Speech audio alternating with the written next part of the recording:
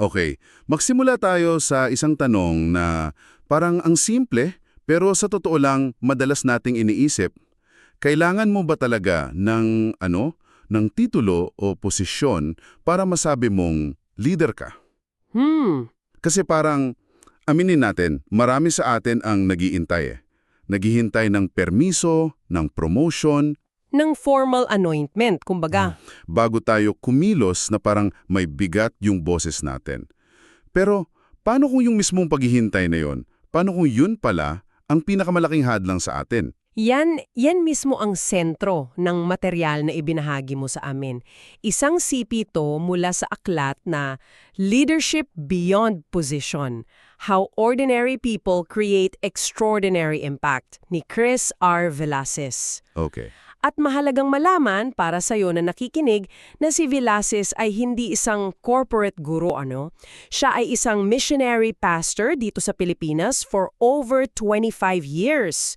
So yung mga pananaw niya, hindi galing sa boardroom. Galing sa lupa. Galing sa lupa, sa tunay na karanasan. Exactly. At yun yung nagustuhan ko. Malinaw na isinulat to ng isang pastor. So asahan mo maraming references mula sa Biblia. Oo. Pero ang misyon natin ngayon ay himayin ito at kunin yung mga universal leadership lessons na applicable sa lahat kahit ano pa ang paniniwala mo. Tama. Ang goal natin, maintindihan kung paanong ang tunay na pamumuno ay hindi nakakabit sa ranggo, kundi sa impluensyang hinuhubog ng karakter, pananampalataya at serbisyo. Okay, let's unpack this. Sige. Alam mo, yung unang part ng aklat, parang sinampal ako. Sinasabi niya na may hidden barrier daw sa isip natin. Yung nakatagong hadlang. Oo, yung idea na parang nakakondisyon na tayo na ang leadership para lang sa mga may posisyon, sa mga CEO, sa mga politiko. Sa mga nakikita. Sa mga nakikita, para bang, di ba napagkakamalan natin na yung otoridad ay katumbas na ng epekto? Tama. At yan yung delikado, sabi sa aklat. May dalawang panganib daw yan. Una, pinipigilan nito ang potensyal ng mga ordinaryong tao. Ang daming may great ideas, pero tahimik lang kasi, hindi naman ako yung manager. Sino ba naman ako? Yun yung laging linya, di ba? Oo, sino ba naman ako? Pangalawa, at ito yung mas malala, sinisira raw nito yung mga institusyon mismo. Paano sinisira? Kasi kapag ang isang organisasyon ay nagpo-promote base sa posisyon at hindi sa karakter, nakakabuo sila ng mga leader na magagaling sa politika pero kulang sa integridad. Okay. Gets ko. Panandalian, baka na'y tagumpay, pero sa katagalan dahil marupok ang pundasyon, babagsak din. Okay, so yun yung problema, yung hidden barrier. Ngayon, dito na pumapasok yung sinasabi niyang radical na alternatibo. Na ang pamumulo daw, ayon sa Biblia, ay hindi dominasyon. Ang term na ginamit niya ay stewardship. Stewardship o pangangasiwa. Ang ideya ay, yung impluensya mo, hindi mo pag-aari. Ipinagkatiwala lang. Ipinagkatiwala lang sa'yo. At para patunayan to, ang ganda ng mga example sa libro, si Moses, di ba? Hindi siya tinawag mula sa palasyo. Tinawag siya mula sa ilang. Mula sa ilang habang nag-aalaga ng tupa. Si Deborah naman, namuno sa ilalim ng isang puno ng palma, hindi sa isang engranding trono. Si David, isang pastol, bago naging hari. Yung pattern, laging yung mga unlikely na kandidato. At ang pinakatuktok ng modelong yan, sabi sa libro, ay si Hesukristo. Sabi niya, binago niya ang buong konsepto ng kadakilaan. Kasi sa Mark 10:45, sinabi niya, ang anak ng tao ay naparito hindi upang paglingkuran, kundi upang maglingkod. At hindi lang niya sinabi, di ba? Ginawa niya. Ginawa niya. Nung hinugasan niya yung paa ng mga disipulo niya, isipin mo yun. Trabaho yun ng alipin. Oo. Pero ginawa ng guro nila. Dahil doon, nag-iiba yung tanong. Mula sa anong posisyon ko? Nagiging anong klaseng tao ba ako nagiging? Yung focus, lumilipat, mula sa labas papunta sa loob. Okay. So, para maging ganitong klaseng leader, hinihimay ng libro yung tatlong haligi. Unahin natin yung una. Servant-hearted influence. Impluensyang may pusong lingkod. Pero linawin natin, di ba? Kasi baka isipin ng iba, kapag servant, Ibig sabihin mahina ka, sunod-sunuran, hindi yun yung punto. Hindi, talaga. In fact, sinasabi ng libro na ito ay isang uri ng lakas na ginagamit para sa kapakanan ng iba. Hindi siya pagiging passive. Pero paano mo iiwasan yung maabuso? Yung maging doormat ka lang, lalo na sa competitive na workplace. Magandang tanong yan. At yan yung madalas na misinterpretation. Ang servant leadership ay hindi tungkol sa pag-iiwas sa mga mahirap na desisyon. Ito ay tungkol sa motibo. Para kanino mo ba to ginagawa? Okay. What's fascinating yung mga historical examples niya. Si William Wilberforce, di ba? Miyembro ng parliament yan, may posisyon. Oo. Pero yung laban niya sa slave trade, hindi dahil sa political ambisyon. In fact, muntik nang masira ang karir niya. Yung nagtulak sa kanya ay moral na paninindigan. Ang tanong niya ay hindi gaano kalaki ang kapangyarihan ko. Kundi sino ang tinawag para paglingkuran ko. At yung isa pang halimbawa, si Mother Teresa. Kabaliktaran naman. Oo, Wala siyang formal na otoridad, walang titulo, pero yung impluensya niya, buong mundo. Ginising niya ang konsensya ng lahat. eksakto. So isa may posisyon, isa wala. Pero pareho ang puso. Ang pamumuno nila ay hindi nakadepende sa business card nila.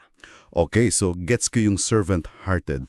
Pero madaling maging servant kapag, convenient lahat, di ba? Tama. Paano naman kapag mahirap na yung sitwasyon? Kapag may uncertainty? Diyan na siguro papasok yung pangalawang haligi. Oo. Ito yung courageous faith in uncertain times. Matapang na pananampalataya. Dito talaga nasusubok ang leader. Kasi ang mundo gusto ng kasiguraduhan.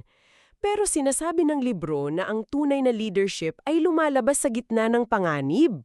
At ang example niya dito ay si Esther. Si Esther, ang ganda ng kwento niya. I-frame natin. Reyna siya, may posisyon, may pribileyo. Pero may banta sa kanyang mga kababayan. Tama. At may choice siya. Pwede siyang manahimik, safe siya. Kung mananahimik siya, ligtas siya. Ligtas siya.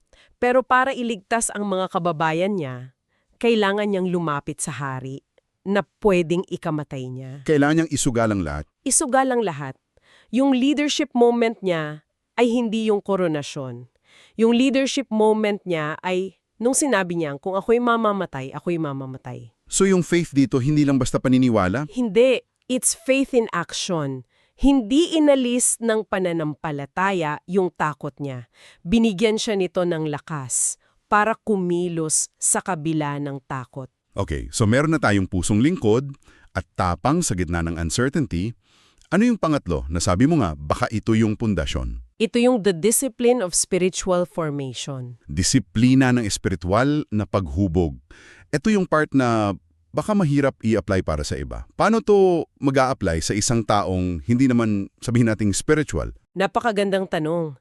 Ang katumbas niyan sa secular world ay yung disiplina ng self-reflection at value alignment. Yung inner work. Yun yung inner work. Yung sadyamang paglalaan ng oras para tanungin ang sarili mo, aligned pa ba ako sa core values ko? Kasi sabi sa aklat, ang karisma at talino kayang-kaya kang dalhin sa taas, pero hindi yun ang magpapanatili sa'yo doon. Anong example ang ginamit niya dito? Si Daniel sa Babylonia. Nasa gitna siya ng kulturang sobrang iba sa kanya. Naglingkod siya sa ilalim ng iba't ibang hari, pero nanatili ang impluensya niya. Bakit? Hindi dahil sa political skill, kundi dahil sa disiplina niya. Sa regular niyang pananalangin. Oo, hindi siya nagkompromiso. Dahil matibay ang inner life niya, nanatili siyang matatag kahit magulo sa labas. Naalala ko yung sinabi mo kanina tungkol sa building. Oo, may isang linya sa libro na tumatak sa akin. Leadership without formation is brittle and unsustainable.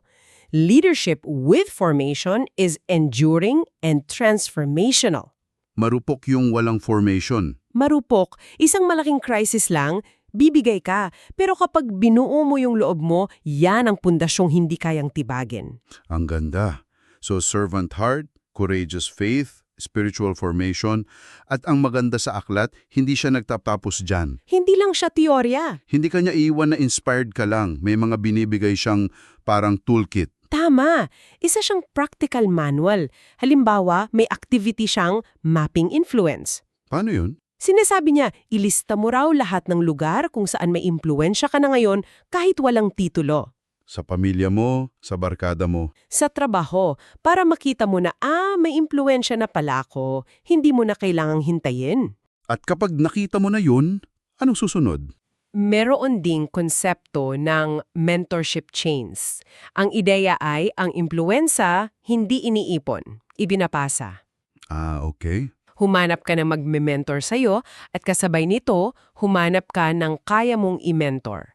Ang punto ay simulan mo ang pamumuno mula sa loob palabas. Start where you are with what you have.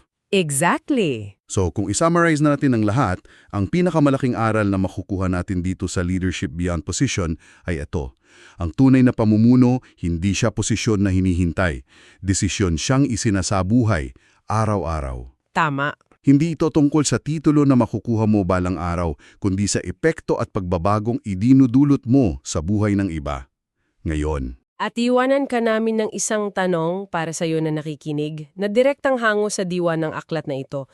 May isang malakas na pahayag si Villasis. Sabi niya, "The influence is already yours. The question is not whether you will lead, but how." Ang impluensya, nasa iyo na? Oo. Ang tanong ay hindi kung mamumuno ka ba, kundi paano. Kaya ngayon, sa mga lugar na ginagalawan mo, sa pamilya, sa trabaho, o sa komunidad, paano mo gagamitin niyang impluensyang ipinagkatiwala na sa'yo para makalikha ng pangmatagalang epekto? Kahit walang titulong kasama, kahit walang nakitingin, at kahit walang pumapalakpak.